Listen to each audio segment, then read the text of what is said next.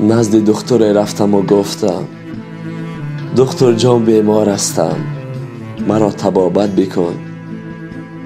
دکتر در جواب گفت چه بیمار هستی؟ گفتم دکتر تو هستی، ببین که چه بیمار هستم.